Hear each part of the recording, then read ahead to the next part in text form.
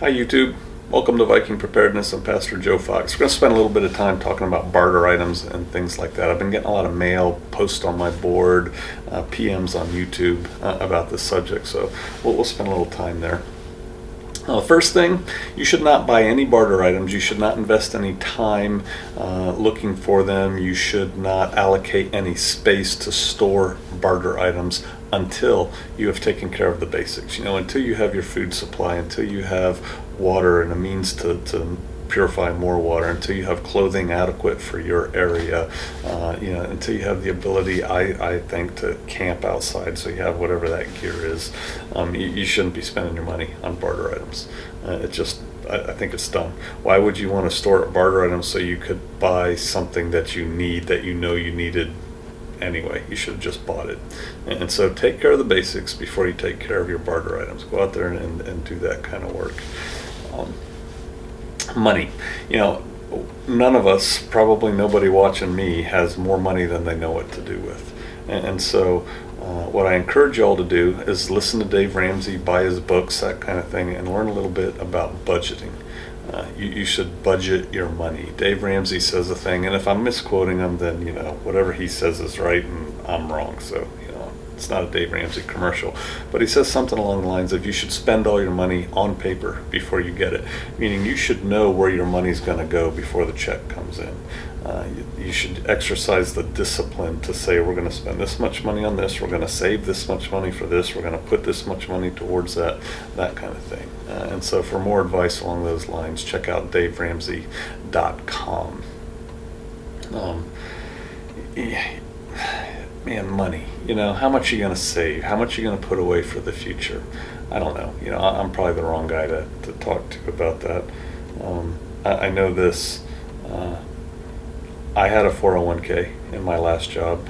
My employer matched. I could stick in so much % of my paycheck and they would match that. And I didn't cash that 401k in when I left the job.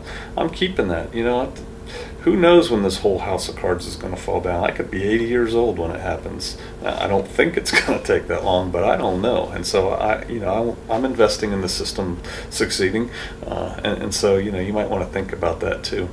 But my other investments, if you will, are of a more preparedness-minded nature. I buy survival stuff, right? And a lot of people love buying stuff. There's a whole industry out there to support you buying stuff. You need some stuff. You do. You need basics, like I talked about. You can get my book, survivalistfamily.com. That's stuff.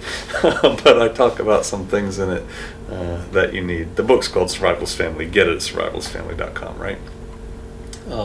And I talk about some basic items you need, but don't get stuff happy. Don't think that because you have a closet full of brand new survival supplies that you're good to go and everything's going to be fine. You need to, one, invest in skills. And a lot of that investment in skills doesn't require money. Some of it just requires you getting out there and doing things. But some of your investment in skills does require money. You may not know how to shoot. You should probably pay somebody to teach you how. You may not be very good tactically. Then you should probably pay somebody to teach you how. Unless you can find people to teach you for free, which is always better. You may not know how to drive four-wheel drive. You may have an SUV and not even know how to use it, how to maximize use. Well, then you should go get some skill sets in that area. And so that's something you may want to spend money on. And another thing you may want to spend money on, and again, you may have to budget for this. You may have to save for a couple months in order to do this, but you need some sustainability stuff. It's not sexy to buy rakes and shovels and hoes or a wheelbarrow, stuff you need to garden, but you should do that. If you live like I do out in the country, you might want to buy some extra barbed wire. If you don't have your property fenced, well, you may want to get ahead and do that. You may want to get a chicken coop built. You may want to go buy some 2x4s and get a shed for your goats built. You may want to buy goats. Start looking at long-term things that will give you benefits over a long term. Instead of buying and you should buy food, you should buy storage food, but instead of putting all your hopes in this can of freeze-dried peas, maybe you should have the ability to garden, which means you have gardened All right, I'm learning something every year when I garden. I've been gardening for several years, and have some heirloom peas that you've saved, and then planted, and then saved and planted, so you know you can do that. All right, that's a long-term thing. Or maybe you get, like I said, goats. You know, goats provide milk and meat, and they make more goats as you go along. So start thinking that way too when you're spending your money. Look at long-term things. As far as precious metals go, silver and gold, precious metals should be your hedge against inflation. You know, precious metals are going to increase in value. I firmly believe that. Silver and gold are going to continue to go up. Right now, silver is a better buy than gold if you look at the historical ratio between the two. And they're going to go up. But you shouldn't be buying silver, just like you shouldn't be buying barter supplies if you haven't taken care of your basics, if you're not squared away. That's another thing, and again, I'm not a financial guru, but this is, Pastor Joe talking to you. I'm not big into saving a whole lot of money anymore. I can see in my mind's eye this whole system coming down, and so when I get a chunk of change, I'm putting it towards projects. I have a road that I need to have put in. That's going to cost some money to have that done. I have a structure that I want to build, and that's going to require some money, and I'm going to get on it, and I'm going to get that done with my money. You may, want to buy some chickens. You may want to build a chicken coop in the backyard. A lot of suburban homes right now, a lot of suburbia is allowing chickens, like up to 4 or 5 chickens, no roosters but hens. And if you're going to build a chicken coop, that's going to cost you a little bit of money. If you're going to buy some hens, that's going to cost you some money, chicken feed, yada yada. But I'm thinking, time is coming. You might want to get your ducks in a row and put your money into tangible assets, not wasted assets. Don't take your money and go out to eat with it all the time, or don't take your money and buy a new Escalade or something. That's not really going to help you that much when times get tough. But think about spending that money within a budget. Have a budget for it. And then when you've taken care of the basics, when you've taken care of your long-term needs, and you've kind of looked out there, and you still, Yah is blessing you with more money, cool. You should take that money. Oh, let me back up. Let me talk about Yah blessing you with more money. I firmly believe this, and I'm probably going to get some email on this. Hey, you should tithe 10% of your increase. You should take 10% of whatever you get. I don't care if you're on poverty wages. You should take 10% of your increase, and you should give that back to Yah. Now, how you do that, how you give that back to God, I'll let you figure that out.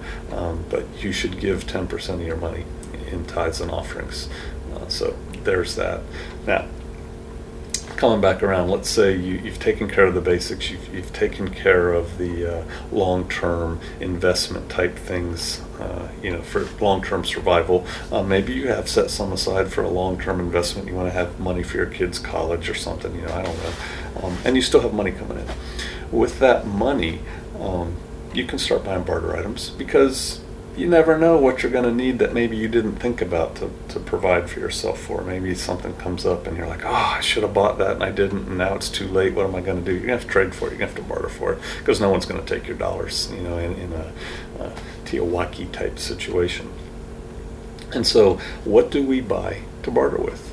Well, you should buy things that you store for barter. One, that you could use in case you don't barter. It might be nice if, I'll give you an example. Some people say buy high-end booze, buy Jack Daniels or Courvoisier or, something.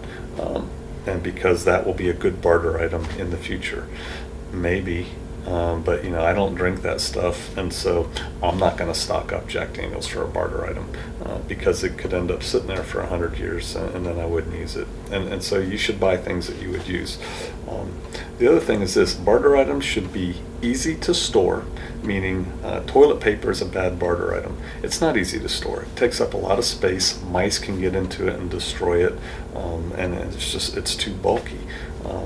It should be something that's easy to store. What's easy to store? Sewing needles.